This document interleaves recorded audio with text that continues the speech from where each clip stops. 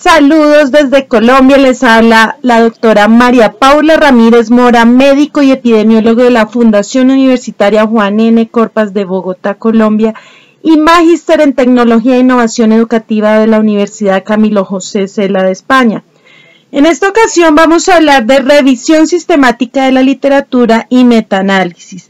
Vamos a hacer una introducción a la metodología, qué es, porque yo sé que más adelante les van a explicar algunas cosas importantes del análisis en este curso de medicina basada en la evidencia. Entonces, para entender por qué sirven y por qué son tan necesarios los metaanálisis, tenemos que volvernos al pasado y acordarnos que en este siglo que acaba de pasar, pasamos desde la invención de la penicilina con Fleming hasta el mapeo genómico, y han sido muchos éxitos y muchos avances en medicina, los cuales hacen que podamos quedarnos un poco atrás en ciertos medicamentos, en ciertos tratamientos, por lo que tenemos que estar muy actualizados y saber qué debemos hacer.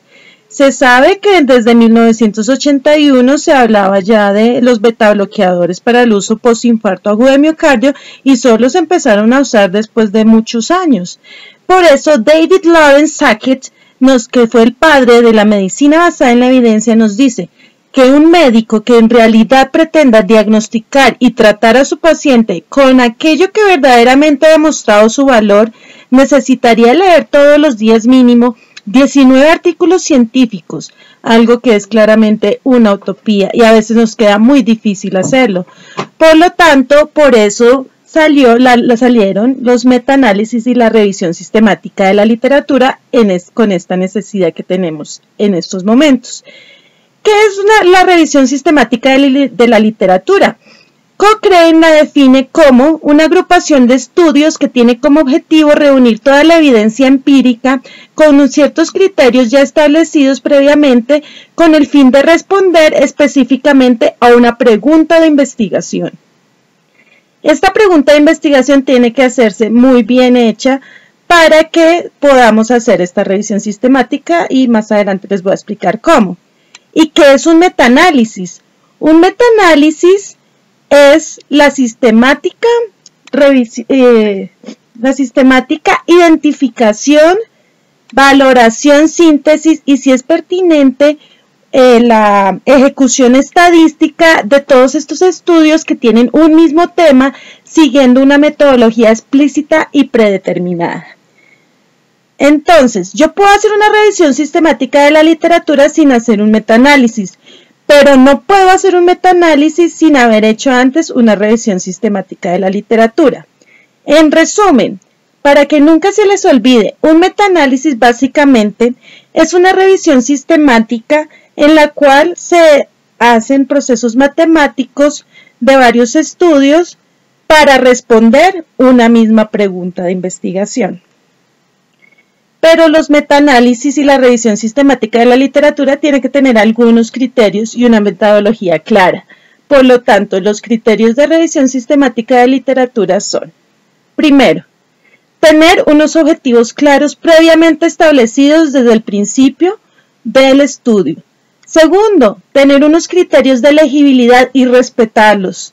Es decir, desde el principio del estudio se tienen unos criterios de inclusión y de exclusión de los pacientes que vamos a aceptar y los estudios que vamos a aceptar en la revisión.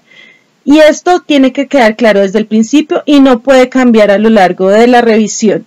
Se debe hacer un planteo de metodología que pueda ser reproducible y que se respete también en dicha metodología. Y se debe hacer posteriormente una búsqueda sistematizada, bien orientada, que permita la identificación de estos estudios que cumplan con los criterios que se plantearon anteriormente. Se debe hacer la validación de los resultados con todas las herramientas estadísticas que contemos en la actualidad. Y por último, se presenta una síntesis, un resumen estructurado, un resumen bien hecho, tanto cualitativo como cuantitativo, explicando características y resultados de la revisión sistemática. ¿Cuáles son los tipos de metaanálisis? Entonces, hay tres tipos de metaanálisis. Los primeros son los metaanálisis individuales, son los más deseables. Nosotros desearíamos poder contar con artículos primarios originales donde nos den los datos individuales, una base de datos de todos los sujetos de investigación. Esto es difícil, pero algunas veces lo logran y esto es genial y sería lo ideal. Los grupales, que son los que más usamos, y los que son en redes. Los que son en redes son evaluando un medicamento con otro o evaluando el medicamento versus placebo para mirar si la efectividad del medicamento como tal, de la pregunta de investigación. Los objetivos son que con el metaanálisis podamos hacer una toma de decisiones basados en estas herramientas estadísticas que nos disminuyen la incertidumbre, es decir, cuando yo encuentro 2 estudios o 3 que se contradicen con estas revisiones sistemáticas y los metaanálisis, disminuyo esta incertidumbre, estimo el tamaño del efecto, es decir, al sumar la población de todos los estudios que encontré, puedo mirar a cuánta población puedo de verdad beneficiar con algunas tomas de decisiones. Evaluar la heterogeneidad de los estudios, hay unas herramientas especiales para ello. Y evaluar también todo lo de salud pública, las tecnologías sanitarias, para poder mirar costo-beneficio, lo que habíamos hablado, poder aplicarlas a ciertas comunidades también. Obviamente los metaanálisis tienen también desventajas y limitaciones. ¿Cuáles son las limitaciones más importantes? Las más importantes son que debemos escoger muy bien la calidad de los estudios que van a componer dichos metaanálisis o dicha revisión. O sea que la calidad de los estudios debe estar sometida a un escrutinio bien delicado y con todo el rigor de la ciencia. Se debe evitar el sesgo de publicación. ¿Cómo lo hacemos? Pues tratando de buscar literatura gris también. Se debe evitar el sesgo de elección. ¿Cómo lo podemos hacer? Tratando de buscar en varios idiomas y varias bases de datos. Y también, pues las limitaciones es cuando los estudios son muy heterogéneos, de pronto la evidencia no es tan amplia y nos puede dar los resultados un poco difíciles y puede afectar un poco la interpretación de los resultados y hacerla un poquito más difícil. Pero si el investigador logra sortear todas estas limitaciones y desventajas y cuenta con un metaanálisis de calidad, la evidencia que da un metaanálisis es una evidencia 1 y solo su presencia genera grados de recomendación A. Por lo tanto, se pueden aplicar muy bien en determinados pacientes. Aquí les hago un análisis. Se dice que la revisión sistemática de la literatura es una investigación de una investigación, pero tiene el carácter de investigación. También se hacen revisiones narrativas en las cuales se buscan literatura, pero no son como tal, no es una ciencia, no es una investigación. Entonces, ¿cuál es la diferencia entre una revisión narrativa y una revisión sistemática? Lo más importante, en la revisión sistemática hay una pregunta de interés ya explícita, está estructurada y hay un problema clínico bien delimitado. En la narrativa no. En la narrativa no hay una búsqueda de artículos detallada y sistemática. Obviamente en la revisión sistemática sí hay una búsqueda estructurada y explícita. La selección de artículos de interés tampoco es detallada en la revisión narrativa, en cambio en la sistémica contiene los criterios. La evaluación de la calidad de la información es ausente en la narrativa, en la sistemática sí es estructurada y explícita. Los resúmenes en la narrativa sí tienden a ser cualitativos, en la sistemática es cualitativo y cuantitativo, y las inferencias siempre van a estar basadas en la evidencia, en las revisiones sistemáticas y en las revisiones narrativas a veces pueden estar basadas en la evidencia. Ahora voy a pasar a explicarles paso a paso cómo se puede hacer un metaanálisis con un ejemplo de un artículo muy interesante que se los voy a compartir. Entonces, para ver el ejemplo de un metaanálisis y de cómo se debe hacer, entonces lo primero, lo que había hablado anteriormente es, debemos elaborar una pregunta muy bien estructurada y específica. Para elaborar una pregunta de investigación usamos este anagrama PICOT. PICOT quiere decir, la P quiere decir población, la población en la cual queremos centrarnos para hacer el estudio, para hacer metaanálisis. Entonces yo quiero saber en la población infantil, los corticoides y la meningitis, si de verdad disminuyen las secuelas en los niños, es un ejemplo. Entonces ustedes tienen que delimitar muy bien los niños de cuánto a cuánto tiempo. Intervención o exposición. Entonces, ¿qué es lo que vamos a ver? Si es una intervención, si es un método diagnóstico o terapéutico, o si es la exposición a algún factor de riesgo. Cuando es una intervención, sobre todo método diagnóstico o terapéutico, lo que hacemos es tratar de hacer una comparación con un grupo control, ¿no es cierto? Y debemos buscar un resultado. Entonces, si quiero saber mortalidad, secuelas, complicaciones o qué otras cosas quiero mirar en el estudio. La pregunta y el anagrama Picot tiene también la T, que significa tiempo. En metaanálisis no usamos mucho esta variable tiempo, ya que podemos usar estudios de varios años y antes nos le da un poco más de valor al metaanálisis también. Bueno, vamos a ver un ejemplo de un artículo que les voy a compartir.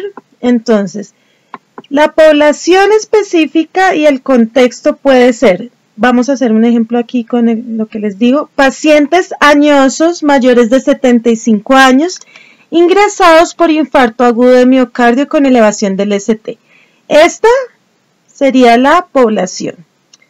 La exposición podría ser lo que les digo, un factor de riesgo, un factor pronóstico, una intervención o tratamiento.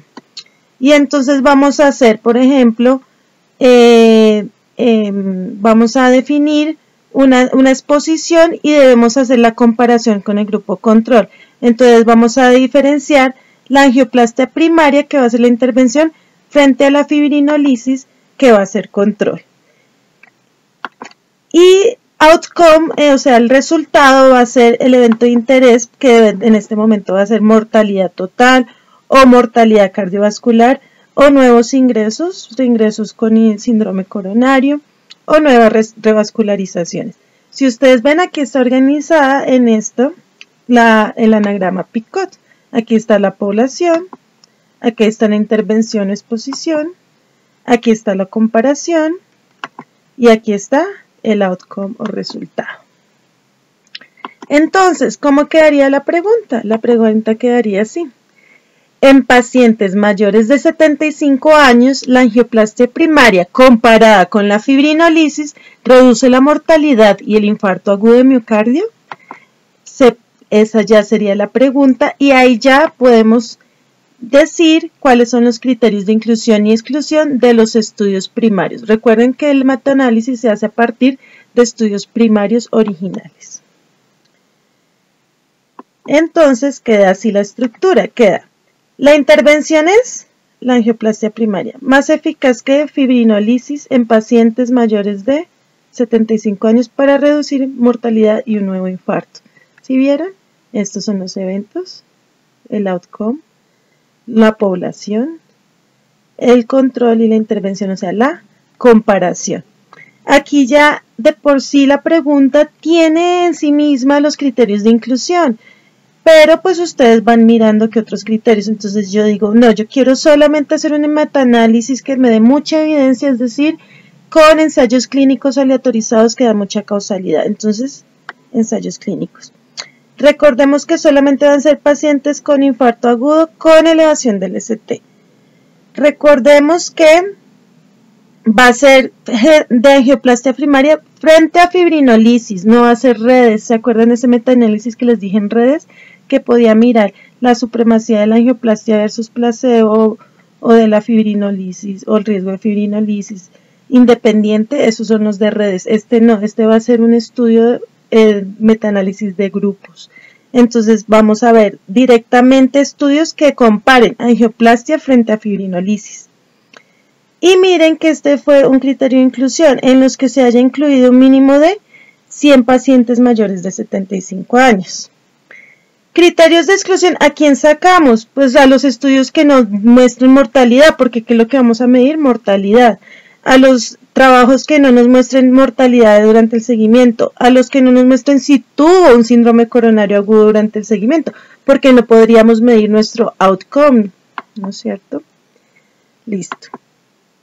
Aquí nos muestra, este artículo nos muestra un modelo, uno puede usar unos modelos parecidos de cómo voy yo a seleccionar los estudios cuando yo haga la revisión sistemática. Entonces yo estoy en mi computador haciendo mi revisión sistemática en las bases de datos y entonces yo cojo el estudio y digo, bueno, es un título, el resumen, texto. Recuerden que tiene que ser pues, texto, porque tiene que ser un artículo primario. Si solamente está el resumen y no puedo conseguir el artículo primario, ya tenemos problemas. ¿Se estudia a pacientes con infarto agudo de miocardio? Sí. ¿Con elevación del ST? Sí o no. Si no, pues ya no es nuestra población. ¿Se incluye a pacientes mayores de 75 años? Sí. Si no, ya no nos sirve. ¿Intervención? ¿Recibió al menos uno de los grupos de tratamiento de angioplastia primaria? Sí. Acuérdense que ese era un criterio de inclusión. ¿Recibió fibrinolisis el otro? Claro, ese era. Enfrentarlos. ¿Se incluye alguno de los siguientes eventos? Mortalidad total, cardiovascular, infarto y nuevas revascularizaciones, ¿sí o no? ¿Es un ensayo clínico aleatorizado? Sí o no. Obviamente, si todas son sí, inmediatamente incluimos el estudio. Pero si no, no nos sirve. Entonces, esa es la manera en que yo puedo ir haciendo mi selección de mis estudios que de verdad me sirven para tener un buen metaanálisis. Entonces, cuando yo hago un metaanálisis a partir de ensayos clínicos aleatorizados, obvio me queda un estudio, una maravilla, es una machera. Entonces, esta es una hojita que nos dan también para uno mirar la calidad del metaanálisis. Acuérdense que los ensayos clínicos aleatorizados ya lo vimos el fin de semana pasado. Entonces, mentiras, lo vimos ayer. Entonces, vamos a ver si el tipo de ocultación fue de manera aleatoria. ¿Se acuerdan que yo les dije que los grupos de los ensayos clínicos aleatorizados era un grupo experimental y uno testigo de control y que tenían la misma posibilidad de pertenecer al uno o al otro y se hacía mediante aleatorización? Entonces aquí miramos cómo fue la aleatorización, si fue central, si fue mediante llamadas, una página web o realizada por una farmacia. Si la asignación aleatoria fue por contenedores codificados con medicación en estudio y control. Si fue sobres codificados consecutivamente, opacos y sellados. Si fue sobres sin especificar. Si fue una pseudoaleatorización, es decir, lanzar una moneda con fecha de nacimiento, día de la semana. Si hubo enmascaramiento de la aleatorización, pero no la describen. Si no declararon la aleatorización y si se declara que no hubo enmascaramiento. Y esto nos da la calidad de la aleatorización. Obviamente lo ideal sería sobres codificados consecutivamente opacos y sellados o una aleatorización central. Lo ideal sería hacerlo una buena aleatorización, ya que de ahí depende que nuestros grupos sean de verdad homogéneos en cuanto al ensayo clínico, ¿no? Enmascaramiento o cegado. ¿Se acuerdan que yo les hablé de los estudios dobles ciegos, triples ciegos y ciegos? Entonces, ¿se acuerdan que les dijimos que si los pacientes y el personal sanitario que administra la medicación no saben cuál es del grupo control y cuál es del grupo de estudio, es un ciego? Si el investigador que recoge de los datos no sabe ni los que evalúan los eventos, es un estudio doble ciego, si todos estos no saben. Y si los que realizan el análisis estadístico no saben, es triple ciego. Entonces es muy bueno, sería muy bueno tener doble ciego, triple ciego, pero entonces aquí nosotros marcaríamos para saber cuál es la calidad del enmascaramiento. También debemos saber cuántos participantes fueron perdidos durante el seguimiento, entonces el número de pacientes y el porcentaje. Y el análisis de los datos, cómo fue y si se interrumpió precozmente el estudio o no. Esto lo que nos sirve es para valorar la calidad también metodológica de cada ensayo clínico aleatorizado que vayamos a incluir en el metaanálisis. Ya una vez tengamos nosotros nuestros estudios, ya con los criterios de inclusión, que sacamos a los que tengan criterios de exclusión, que miramos los mejores ensayos clínicos aleatorizados, que tengan una buena metodología, hacemos una listica y una tablita donde nosotros sacamos una nueva estadística nuestra. Entonces sacamos mortalidad total, mortalidad cardiovascular, reingresos por síndrome coronario y nuevas revascularizaciones. Sacamos el número de pacientes que tuvieron ello de los de angioplastia primaria y el número que tuvieron ello de los de fibrinolisis. Nosotros vamos a hacer un cálculo propio, un RR con un intervalo de confianza del 95%. Vamos a sacar una reducción de riesgo relativo, también con un intervalo de confianza del 95%, una reducción absoluta del riesgo y un hazard ratio. Todas estas medidas las vamos a sacar nosotros, son medidas de asociación y de impacto. Entonces vamos a sacarlas para probar, para hacer nosotros nuestro metaanálisis. Entonces, en últimas, queda todo arreglado así. Les estoy dando esto como un ejemplo. Este no es el que estamos viendo. Pero el metaanálisis lo entregan así. Entonces, este cuadrito de aquí, si ustedes ven, este es el efecto nulo. Es decir, cuando no es estadísticamente significativo. O sea, que lo que atraviese esto no es estadísticamente significativo. ¿Se acuerdan que yo les dije que cuando es un factor protector tiene que ser menor a 1 y los intervalos de confianza, que son estos, deben moverse menor de 1? O sea que si vemos acá, miren que este es menor a 1 y los intervalos también son menor a 1, sí. O sea que este sí es un estudio significativo, ¿sí? Siempre en los metaanálisis dividen así, ponen aquí un efecto nulo, que es el que toque la raya, y ponen a favor de la intervención acá y a favor del grupo control o de la comparación del placebo.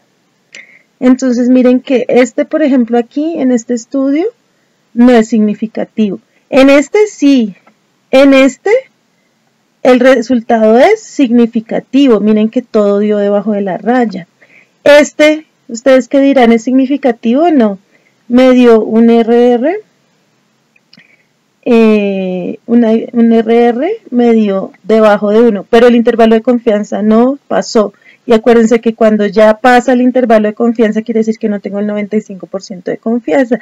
Es decir, que este no es significativo. Este tampoco es significativo. Este tampoco, miren cómo se pasó. Este tampoco, este sí y este no. Esto es para que vayan viendo cómo expresan un metaanálisis. Entonces vamos a valorar el de nuestro estudio que hicimos de los pacientes con angioplastia primaria versus fibrinolisis. Si ustedes ven aquí en esta revisión, en este metaanálisis, incluyeron 8 estudios. Y si nos vamos a ver entonces, el total de pacientes acá fueron estos. El total de acá fueron estos. O sea, ¿todos fueron mayores de 100 pacientes? Sí. Por lo tanto, los estudios cumplieron criterios de inclusión, ¿no es cierto? Y vamos a ver acá la comparación. Y miren cómo nos expresan. Este es el 1, ya sabemos, ¿no es cierto? Este grupo de acá, o sea, lo que esté acá es menor de 1, o sea, es un factor protector para el grupo experimental. Y lo que esté de aquí para acá es un factor favorable al grupo control. Entonces mi grupo experimental es angioplastia y mi grupo control es fibrinolisis. Si yo miro acá, yo digo, ay, aquí me dio mejor fibrinolisis, aquí me dio mejor angioplastia, aquí fibrinolisis, aquí angioplastia, aquí angioplastia. Aquí creo que alcanza a tocar el 1, no sé si sea significativo o no. Lo voy a mirar acá. No, sí es significativo porque miren que dio fue 0,95, no alcanzó al 1. Igual miren que todos estos números, todos estos valores están acá, miren. Este es 1.72, ¿mayor a 1? Sí. 1.2 es mayor a 1, sí, ahí se ve. A 2.48 es acá, ustedes ya ahí pueden mirar. 0.4 es menor de 1, sí. ¿Y los intervalos de confianza se mueven menor de 1? Sí, miren, o sea que esto sí es significativo. Este también es significativo. Ahora este, 2.87, o sea mayor a 1. ¿Y los intervalos se mueven mayor de 1? Sí, este también es significativo. Ahora 0,51 y los intervalos de confianza menores a 1, o sea que también es significativo. Miren, no alcanza el 1, 0,86, o sea que es significativo. Que yo les dudé porque pensé que tocaba el 1, no, 0,95, o sea que también es significativo. Significativo y significativo, pero no dieron, ¿no es cierto que son como inconcluyentes? Acá si ustedes ven, y eso lo van a ver en este curso también, pero con otro profesor, midieron la heterogeneidad de los estudios para saber qué tan heterogéneos, y son muy heterogéneos. Entonces lo que hicieron ellos fue esto. Miren tan inteligentes que fueron. Ellos lo que hicieron fue dividir en grupos. Dijeron, en el estudio 1, 3, 7 y 8 fue después de 90 minutos. Y en el estudio 2, 4, 5 y 6 fue antes de los 90 minutos. Entonces me da que es estadísticamente significativo, que es un factor protector, tener angioplastia primaria con un tiempo puerta-balón de 90 minutos.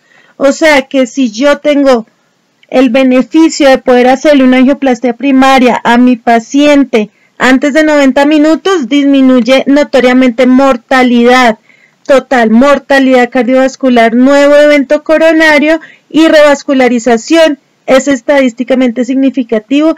Es un factor protector la angioplastia 90 minutos, en los primeros 90 minutos del evento. Miren que aquí sacaron uno total. O sea que es muy buena en los 90, antes de los 90 minutos. Y estos de acá nos mostraron a favor de la fibrinolisis después de los 90 minutos. O sea que después de los 90 minutos fue mejor la fibrinolisis. ¿Listo? Aquí ustedes pueden dudar porque toca el 1, pero mirando acá es 1,12, o sea que no. O sea que todos son significativos.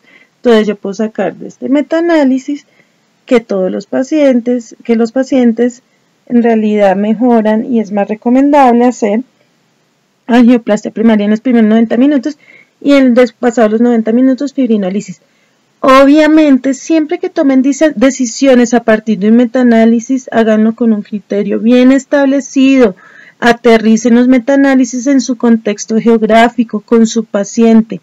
Nunca acomoden al paciente al metaanálisis, más bien acomoden el metaanálisis a su paciente. Su paciente es lo más importante y es el que marca todo. Todo esto que hablamos hoy lo saqué de estos artículos. Se los voy a adjuntar también con Jessica. Y me despido de ustedes deseándoles muchos abrazos. En realidad con mis maestros he aprendido mucho. Con mis colegas más, pero con mis alumnos todavía más. Gracias por existir, muchachos. Los quiero mucho a todos. Sigan juiciosos en el camino de la medicina. Vale la pena todo lo que están haciendo. No se les olvide que lo más importante son sus pacientes y que Dios los bendiga.